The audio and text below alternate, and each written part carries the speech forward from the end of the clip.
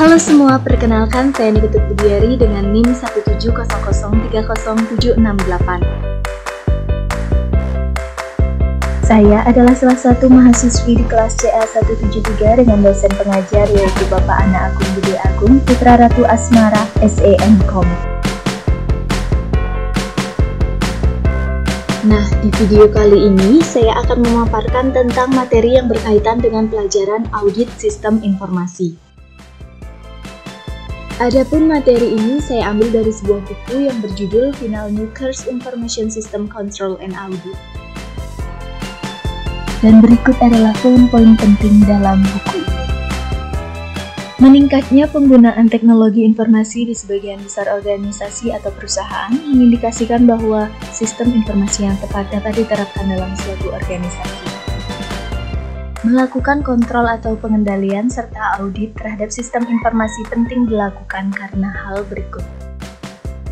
Melakukan kontrol atau pengendalian internal di dalam perusahaan yang telah memanfaatkan teknologi sistem informasi penting dilakukan dengan tujuan untuk pengamanan aset, integritas data, efisiensi, dan efektivitas sistem. Selanjutnya kita membahas tentang audit sistem informasi. Audit sistem informasi adalah proses untuk mengevaluasi kecukupan pengendalian internal yang berkaitan dengan program komputer tertentu dan pemrosesan data secara keseluruhan. Ini termasuk mengevaluasi efektivitas dan efisiensi. Fokus ruang lingkup dan tujuan audit tidak hanya pada keamanan yang terdiri dari kerahasiaan, integritas, dan ketersediaan, tetapi juga pada keefektivitasan orientasi hasil dan efisiensi pemanfaatan sumber daya secara optimal. Untuk menjadi seorang auditor, kita dituntut untuk memiliki kemampuan seperti berikut. Yang pertama, harus memiliki pengetahuan yang baik tentang operasi bisnis, praktik, dan persyaratan kepatuhan. Yang kedua, harus memiliki kualifikasi dan sertifikasi teknis profesional yang diperlukan.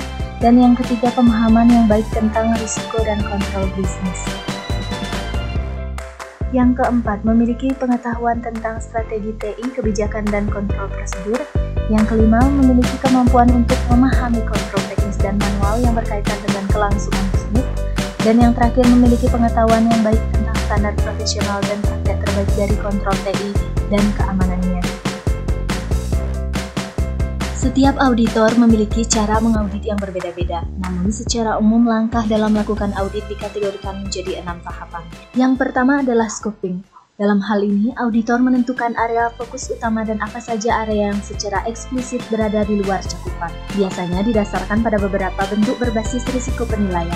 Sumber informasi pada tahap ini meliputi background reading dan web browsing, laporan audit sebelumnya, serta wawancara pra-audit, observasi dan sejak yang akan diselidiki lebih lanjut. Ini adalah planning. Dalam hal ini, cakupan sebelumnya dipecah menjadi tingkat yang lebih detail. Biasanya melibatkan pembuatan rencana kerja audit atau matriks pengendalian risiko. Selanjutnya yang ketiga adalah fieldwork, yaitu mengumpulkan bukti dengan mewawancarai staf dan manajer, meninjau dokumen, cetakan dan data, proses pengamatan, dan lain-lain. Yang keempat adalah analysis, yaitu yang melibatkan pemilahan, peninjauan ulang, dan upaya yang masuk akal dari semua bukti yang dikumpulkan sebelumnya. Pemanfaatan SWOT atau kekuatan, kelemahan, peluang, threats, dan PEST, Political, Economic, Social, Technological, dapat digunakan untuk analisis. Yang kelima adalah reporting, yaitu pelaporan kepada manajemen yang dilakukan setelah analisis data dikumpulkan dan analisis. Yang terakhir adalah close, yaitu penutupan yang melibatkan persiapan catatan untuk audit di masa depan dan tidak lanjutnya manajemen untuk menyelesaikan tindakan yang mereka janjikan setelah audit. Untuk membantu auditor, manajemen, dan pengguna untuk menjembatani antara risiko bisnis, kebutuhan pengendalian, dan permasalahan-permasalahan teknis, maka diperlukan suatu panduan standar praktek manajemen teknologi informasi dan sekumpulan dokumentasi best practice untuk tata kelola IT. Panduan standar tersebut disebut COBIT atau Control Objectives for Information and Related Technology. Kerangka kerja COBIT yaitu yang pertama Control Objectives, terdiri atas 4 tujuan pengendalian tingkat tinggi atau High Level Control Objectives yang tercermin ke dalam 4 domain. Yang kedua adalah Audit Guidelines, berisi sebanyak 318 tujuan-tujuan pengendalian rinci atau Detail Control Objectives untuk membantu para auditor dalam memberikan manajemen assurance atau saran perbaikan. Yang ketiga adalah manajemen guidelines, berisi arahan baik secara umum maupun spesifik mengenai apa saja yang harus dilakukan. Dan yang keempat adalah maturity models, yaitu untuk memetakan status maturity proses-proses IT. Oke, sekian video saya kali ini. Mohon maaf bila ada kesalahan. Sampai jumpa.